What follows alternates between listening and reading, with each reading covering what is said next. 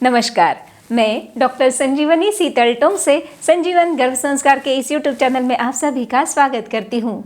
अक्सर हम देखते हैं गर्भावस्था में 8वें महीने को लेकर कई सारी बातें कही जाती है, जैसे गर्भवती को 8वें महीने में ट्रैवलिंग अवॉइड करना है।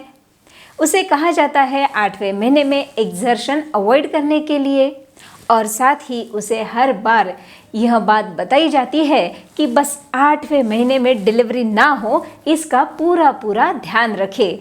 और फिर जैसे जैसे 7वां महीना कंप्लीट होता है, वैसे वह गर्भवती टेंशन में रहने लगती है। उसे टेंशन लगी रहती है जैसे कैसे तो भी 8वां महीना मेरा पूरा अच्छे से जाए। तो चलिए आज हम इस वीडियो में इस टेंशन को खत्म करते हैं और जानते हैं क्यों 8वें महीने में डिलीवरी नहीं होनी चाहिए, क्या होता है यदि 8वें महीने में डिलीवरी हो जाए और क्या करें जिससे 8वें महीने में डिलीवरी ना हो। तो इन सभी बातों को समझने के लिए इस वीडियो को अंत तक ज़रूर देखिए। संजीवन गर्भ संस्कार यह चैनल सब्सक्राइब करें, बेल आइकन पर क्लिक करें तथा लाइक और शेयर करें। जब गर्भ में शिशु 37 वीक्स का पूरा हो जाता है और फिर डिलीवरी हो जाती है, तो उसे हम फुल टर्म डिलीवरी और आपके शिशु को पूर्ण अवधि या फुल टर्म शिशु कहा जाता है।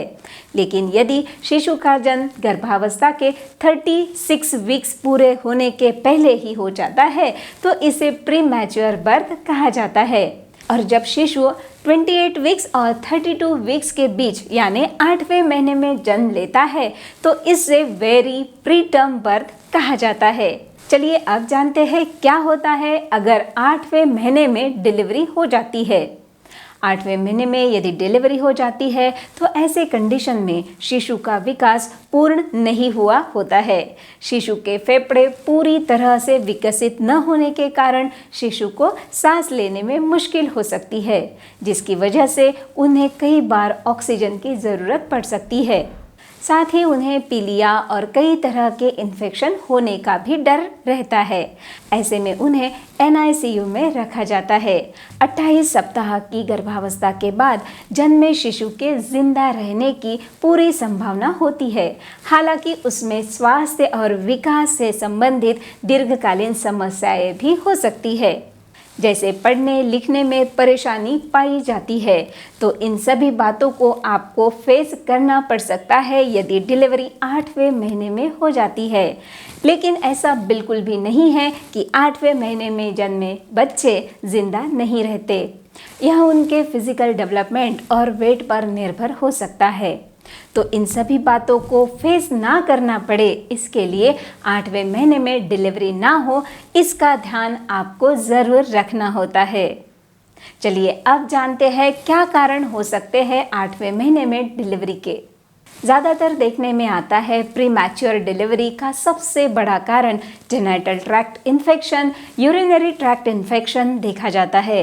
इसके अलावा एनीमिया, हाइपरटेंशन, प्री इक्लैम्शिया, सर्विक्स का कमज़ोर होना, पिछली गर्भावस्था में गर्भपात करवाना, पानी की थैली जल्दी से फट जाना, वज़न का ज़्यादा होना, जेस्टेशनल डायबिटीज़, धूम्रपान, यह भी कुछ कारण हो सकते हैं प्रीमैच्योर डिलीवरी के। चलिए सबसे इम्पोर्टेंट अभी हम जानेंगे आपको कौन सी बातों का ध्यान रखना है 8वें महीने में, ताकि आपकी डिलीवरी समय से पूर्व ना हो। समय से पूर्व डिलीवरी ना हो, इसके लिए गर्भवती का अपने प्रेगनेंसी के प्रति जागरूक होना बहुत ज़रूरी होता है। इसके लिए आपको ANC checkup time to time करवाना चाहिए। आपको आपकी USG जैसे आपके डॉक्टर सजेस्ट करेंगे उस हिसाब से करवानी चाहिए। यदि आपको जेस्टेशनल डायबिटीज़, हाइपरटेंशन जैसी शिकायत है, तो इसके लिए प्रॉपर दवाई गोलियां आपको लेनी है। यदि आपको प्रसव पीड़ा जैसे कोई भी लक्षण दिखते हैं, तो तुरंत डॉक्टर को दिखाना चाहिए। यदि योनि में इन्फेक्शन या पेशाब में इन्फेक्शन हो, तो तुरंत मेडिसिन ले लेनी चाहिए। इन सभी बातों का ध्यान रखकर आप प्रीमैच्योर डिलीवरी को अवॉइड कर सकती है। साथ ही एक ज़रूरी बात, आप आपके शिशु को गर्भ में ही सुंदर, सुदृढ़ और तेजस्वी तथा सद्गुणों से परिपूर्ण बना सकती है, और यह पॉसिबल होता है गर्भ संस्कार से। यह आप घर बैठे ही कर सकती है। इसके लिए आपको डाउनलोड करना है संजीवन गर्भ संस्कार का ऐप, जिसकी लिंक मैंने डिस्क्रिप्शन में दी है। वहां पे जाके डाउनलोड कीजिए संजीवन गर्भ संस्कार ऐप और बनिए extraordinary mom of extraordinary baby.